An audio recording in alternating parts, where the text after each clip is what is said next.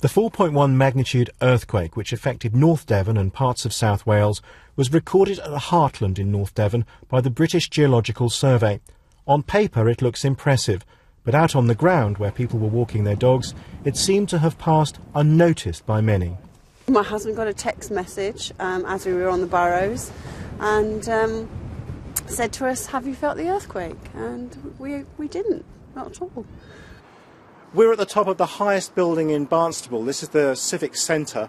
The higher you go up a building, the more likely you are to feel the effects of an earthquake. And certainly talking to people here today, they had very strong sense of this earthquake.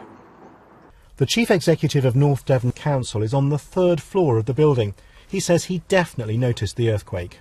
We were working, we were suddenly aware of the building shaking. It was quite noticeable. We're here on the 3rd floor. And we felt it quite a significant shake. I understand further up the building, as you get higher up, they felt it much more than we did. Other buildings nearby in Barnstaple also felt the effects of the quake. All of a sudden there was a very loud thud. It probably actually felt more of a thud than sounding like a thud.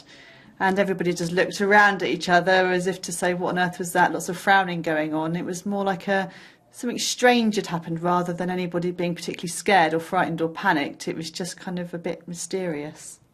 Experts have been analysing what happened this afternoon at exactly 1:21 Greenwich Mean Time.